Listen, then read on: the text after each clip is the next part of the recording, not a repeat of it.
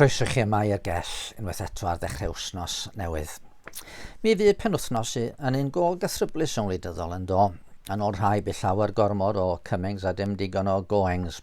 Wel, beth bynnag feddyliwn ni am hynny. Mae'r pwyslais ar aros yn lleol yn golygu mod i dros yr wythnosau diwethaf yma wedi manteisio dipyn ar y cyfle i grwydro draw at y fennau. Mae yna dro hyfryd o'n tu ni, draw drwy Gair briwas lle mae'r cwningod yn frith a wedyn lawr i Dreborth. A bore yma mi weles i wiwer goch yno a ar y deryn bach swil hwnnw y dringwr bach oedd yn rhyw i'w enw yn cripyn i fyny bonyn rhyw goeden. Ond o ddilyn y llwybr ar hyd lanau'r fennau trwy goed Treborth, da ni'n dod draw at Bont Britannia. Mae'n bont hardd. Wedi chodi'n wreiddiol i gludo trenau o'r tir mawr i Ynys Môn a phorthladd Caergybi. O sefyll oddi tannu. Mae'n ymestyn i fyny i'r entrychion a'r cerrig cadarn y dystiolaeth i fenter rhyfeddol Robert Stevenson a gweithwyr Dickon oes Victoria i godi'r fath bont dros ddyfroedd y fennau. Ond dechrau'r penwythnos, mi ges i gyfle i weld rhaglen ar y teledu amdani. Oherwydd y mis Mai 1970, fe aeth y bont ar dan. Dinistriwyd rhannau heleth o'r tiwbiau haearn oedd yn nodwedd arbennig o'i gwneithuriad. Tan ar y bont oedd enw'r rhaglen, gafodd ei darlledu'n gynharach yn y mis, a rhaglen Saesneg gyfatebol dwi'n credu wedi cael ei ddarlledu'n neithiwr. Roedd to o goed wedi ei selio a ffitch uwchben y tiwbiau haearn a thrwy flerwch rhyw hogiau lleol fe ath hwnnw ar dan a throi'r cyfan yn wenfflam. Mae'r rhaglen dyledyn yn diddorol a gwerth i gweld. Mae clywed y rhai oedd yno'n ceisio diffodd y tân yn ddigon i godi arswyd arnoch chi mewn gwirionedd. Wrth iddyn nhw adrodd fod y pwynt wedi dod lle oedd yn rhaid cyfaddef bod y tân yn ormod. Oedd rhaid tynnu nôl a gadael i'r fflamau a'r bont losgyn ilw. Ac oedd na un nodyn arbennig yn y rhaglen wrth i un o'r dynion sôn am ei sefyllfa fo. Mi oedd o ag un arall wedi cael ei dal ar y bont a pan oedd pawb arall yn tynnu nôl. Ac oedd o'n sylweddoli falle bod y cyfan ar ben. Be ddydodd mi ysgydwais i law efo fy nghreuwr y noson honno. Ond trwy drygaredd fe gafodd o a'i gyfaill i hachub. Ac fod y bont wedi dinistrio i raddau heleth, da ni'n gwybod bod wedi cael ei hatgyweirio ar newydd wedd. A bellach nid cario trenau drosodd i'r ynys yn unig mae hi.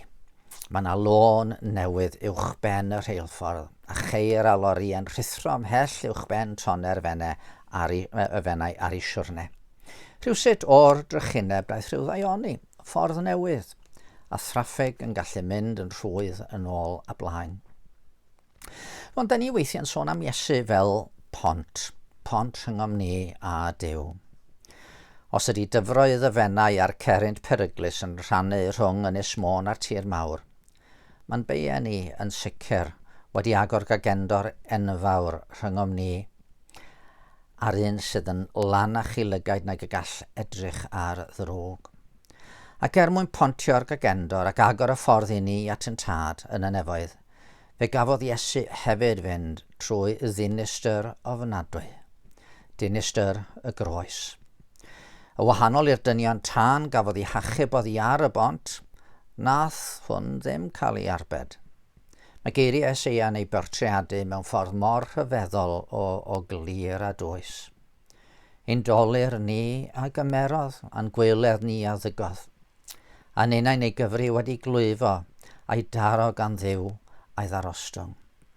Ond ar chollwyd ef am ein troseddau ni, a'i ddryllio am ein camweddau ni. Roedd pris ein heddwch ni arno ef, a thrwy ei gleisiau ef y cawsom ni i achad. Rydym ni i gyd wedi crwydro fel defaid, pob un yn troi y ffordd ei hun, a rhoes yr arglwydd arno ef ein beiau ni i gyd. Soniodd neb, da chi'n gweld, fwy am uffern yn y Testament Newydd na'r arglwydd Iesu hun. A mae o'n sôn am uffern yn hermau tân na sgellir ei ddiffodd. Ac ar y groes fe wynebodd hwnnw y tân yn llawn. Fe ddaeth i wella'r archos drwy gymryd clwyf ei hun. Y tifedd nef yn marw i wella marwol ddyn, yn signo i mas y gwenwyn ar oes y sarff i ni, ac wrth y gwenwyn hwnnw yn marw ar galfari. Ffordd newydd wnaed gan Iesu Grist i basio heibio i uffern drist, wedi ffalmantu ganddo ef o ganol byd i ganol nef. Rwan, da ni'n gwybod bod yna ddwy bont drosodd i Ynys Môn o'r tir mawr. Mae Pont Menai yno hefyd, ac fe ddwedwyd gan lawer fod yna fwy nag un ffordd at Dduw. Ond mae Iesu'n anghytuno fo nhw. My fi, medda fo, yw'r ffordd a'r gwirionedd a'r bywyd. Nid yw neb yn dyfod at y tad, ond trwy fi. Oedd pwy arall sydd wedi talu am yn beia ni. Oedd yr apostolion hefyd yn honni, nid oes iachawdwriaeth yn neb arall o blegyd, nid oes enw arall dan y nef wedi rhoi i ddynol ryw, a mae'n rhaid i ni gael yn hachub drwydda. Os di hynny'n wir, yna y cwestiwn sy'n nhw'n wynebu ydy, ydyn ni wedi mentro dros y bont at Dduw? Neu ydyn ni'n ceisio mynd rhyw ffordd arall, yn meddwl bod yna ffyrdd eraill sydd yn ddigon da i gael cymod a'n gwaredwr. Gadwch ni weddio. Arglwydd yn Duw. Da ni yn gwybod rhyw ddydd y bydd rhaid i ni dywynebu di. Bydd rhaid i ni nid yn gymaint ysgwyd llaw o ti, ond sefyll o dy flaen.